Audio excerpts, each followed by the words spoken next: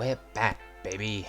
Thought we were gone forever? No. For those who don't know, we took a long break due to university, but we're back on track, so let's get straight into it. Also, quick disclaimer, I know what some of you might think about the game. I mean, let's be honest, it's shit, but trust me. Edgerunners is pure gold compared to the game, and if you haven't seen it, I'd highly recommend it. We start off with David Martinez.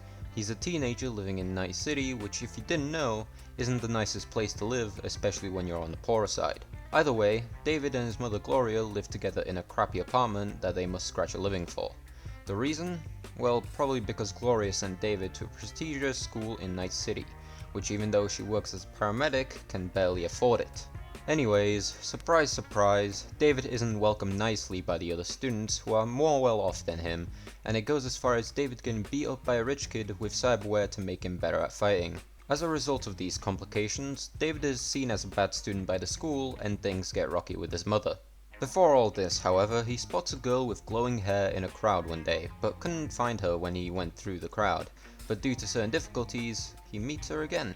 That's when he realizes that she's a cyberpunk. A person that does illegal activities to get money, and because David does need the money, he joins her and her crew that she's a part of. Straight up, I'll give the story a 9 out of 10. I know I didn't really give you a lot of info, but trust me, this story is solid, and I never felt as though there was anything wrong with it really. And by the way, I know people hate Cyberpunk 2077 for obvious reasons, but Edgerunners is 10 times better. Of course I thought some other parts were lacking, but those fit into other ratings. If anything, I wish there were more episodes. The first season, which I don't even know why I bother calling it a season when it's probably never gonna get another one and I'm very depressed, it only has 8 episodes, which despite being fun to watch, can easily be finished in one day. Oh, and I will mention that the story at the end is very predictable. This is mainly because it ties in with the game, which is meant to be set 1 year after Edgerunners, and if you've seen and or played that dog game, then you'll probably see references in the anime itself, and a big part of the ending for Edgerunners relies heavily on the game's storyline. I'm not going to spoil it if you don't know, but I'd highly recommend watching it yourself. While I'm on the topic of the game, one very good thing I am glad about is that the music also made it into the anime. You can tell me how bad 2077 is, but you can't lie that the soundtrack bangs, so that one will get an 8.5 out of 10.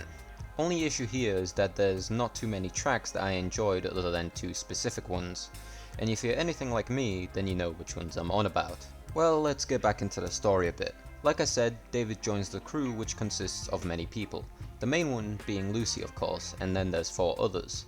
Main, who's essentially the leader of the gang, Dorio, who acts as Main's right hand and also the muscle if Main needs it, which I kinda doubt considering he has more than enough for himself.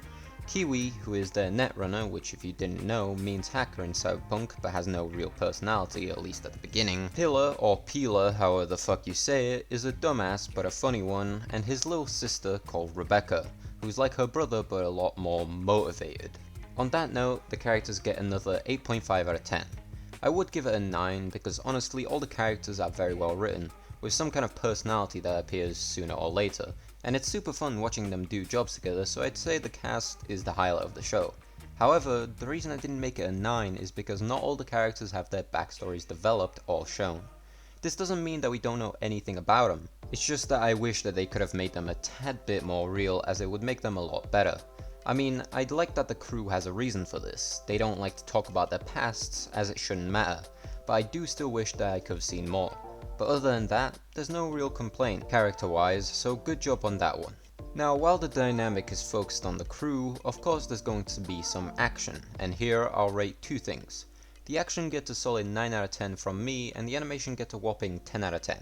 If you know anything about Cyberpunk, you'll know that it's an action-focused game, and let me tell you, they don't skip on that in the anime. They really do it well here with gore and as much action as you'd like, and the animation just makes it so much better. The director of the series was Hiroyuki Imaishi, and if this name doesn't ring a bell for you, well don't worry. I didn't know who he was either. However, I do know some of his works now. He worked on things such as Kill la Kill, Darling in the Franxx, and even Gurren Lagann, my favorite show. And if you've seen any of these, then you'll see his work bleed through in the best way possible. Honestly, I can't think of any anime that has animation as good as this. They came out recently of course, so it was refreshing to see that newer shows are getting better and better. Anyways, that's all the ratings done, and we get an overall of 45 out of 50. Now this really is a standout show, and no matter how much you hate the game, this really is a masterpiece, and it shows that even if you have a broken base, you can always salvage it. Today I actually learned that CD Projekt Red is making another game in the Cyberpunk universe, which sounds like a bad idea, considering the first game is still broken. But this is an anime review channel, so whatever.